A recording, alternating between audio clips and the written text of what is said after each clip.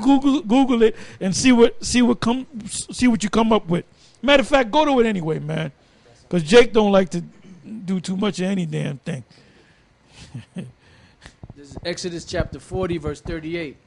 It says, "For the cloud of the Lord was upon the tabernacle by day, and fire was on it by night, in the sight of all the house of Israel throughout all their journeys." Yeah, which he probably saw a similar thing, which the Most High controls the heavens.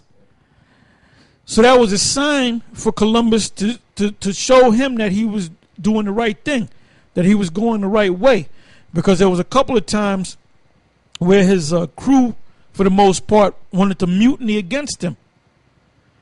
So, I mean, that was a sign to lift his spirit up and to also keep going, all right? So go ahead. Let's see what that says.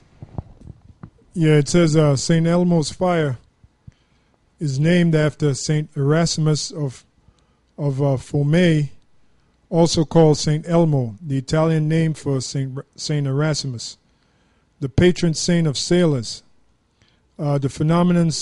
That's why when he saw those UFOs in the sky, there was about 8 of them. He said that's St. Elmo's fire, because he was a patron saint of sailors.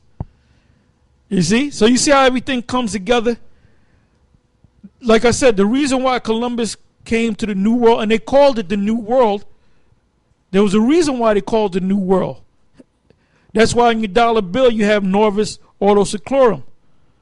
Under the pyramid of, they say Cheops. I'm sorry. It says Norvos Ordo Seclorum, New World Order. Antiochus Epiphanes called for a New World Order. Nimrod called for a one world government. So I mean, it goes. That's the spirit on the left hand side. Which the spirit on the left hand side, Satan is working for the Most High. He's doing the bidding of the Most High. He's not on his own. Go ahead. The phenomenon sometimes appears on ships at sea during thunderstorms, and was regarded by sailors with religious awe for its glowing ball of light, accounting for the name, because it is a sign of electricity in the air and interferes with compass readings. Some sailors may have regarded it as an omen of bad luck and stormy weather. Others references indicate that sailors may have actually considered St. Elmo's fire as a positive omen, as in a sign of presence of their guardian saint. That's pretty much which were UFOs that the Most High had sent down. Okay? Because, prophecy is written, and prophecy then has to come to pass. So the Most High appoints certain men to fulfill that prophecy. All right? Else the devil wouldn't be here. Okay, so let's go from there to First Ezra and the Apocrypha, the 8th chapter and the 77th verse. Okay? This is the book of First Ezra 8, and I'm sorry, I got Second Ezra. Salakia.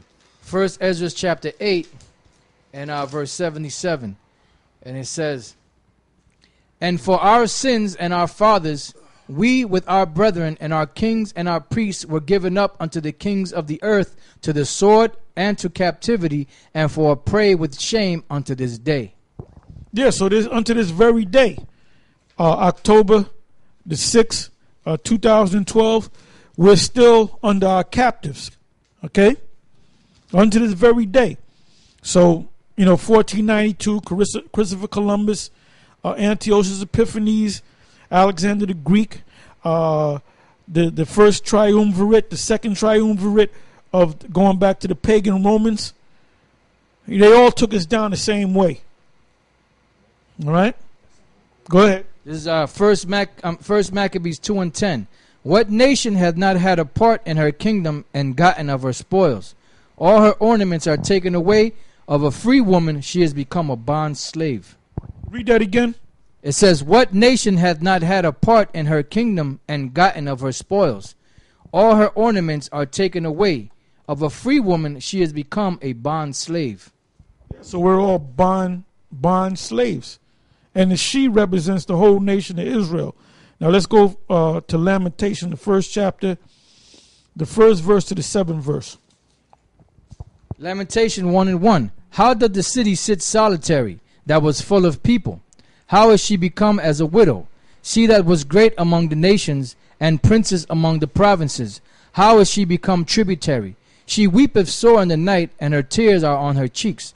Among all her lovers she hath none to comfort her. All her friends have dealt treacherously with her, they are become her enemies. Judah is gone into captivity because of affliction, and because of great servitude. She dwelleth among the heathens. She findeth no rest. All her persecutors overtook her between the straits. The ways of Zion do mourn, because none come to the solemn feast. All her gates are desolate. Her priests sigh. Her virgins are afflicted, and she is in bitterness. Her adversaries are the chief. Her enemies prosper. For the Lord hath afflicted her for the multitude of her transgressions. Her children are gone into captivity before the enemy. And from the daughter of Zion all her beauty is departed. Her princes are become like harts that find no pasture, and they are gone without strength before the pursuer. Verse 7. Jerusalem remembered in the days of her affliction and of her miseries all her pleasant things that she had in the days of old. When her people fell into the hand of the enemy, and none did help her, the adversary saw her and did mock at her Sabbaths. Yeah, so now they're making mockery, man. That's why they got you working. Well, actually, you don't even know when the Sabbath comes in. The only one that's breaking down the Sabbath the correct way are the elders of GMS and the teachers of GMS. The Friday sundown to Saturday sundown is not the Sabbath. So you got these other Israelite groups that are, call themselves celebrating the or paying respect to the Sabbath, and they're going off. All right. Now let's go from there to we just finished Lamentations, 2nd Ezra's and the Apocrypha, the 10th chapter and the 22nd verse. 2nd Ezra, the 10th chapter and the 22nd verse. 2nd Ezra chapter 10 verse 22. Our psaltery is laid on the ground. Our song is put to silence. Our rejoicing is at an end.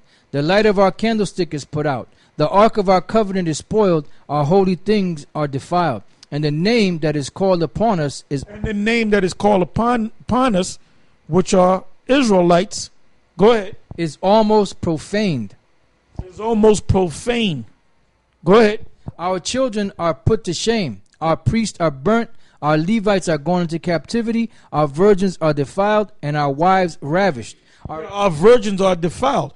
Now, you seen in the first video clip of that black woman, she was obviously an Israelite woman. She's been defiled. Ain't no telling how many men and women she slept, how many orgies she attended. That was a freaky damn woman, man. Like I said, the black woman and the Latin woman, man. Let me stop getting on the black woman. All the tribes are fucked up, man. And our women are completely out of order, man. And they're all in the lesbianism. They all play both sides of the fence, man. They'll deal with a dude, then they get mad at the dude, then they'll get with their girlfriend, man. Then they want a stiff one. The dildo ain't doing the justice, so they get back with a dude. Or sometimes they'll get with a dude and a chick at the same time, man. Our people are all messed up. That's why so many of our people gonna die. Let me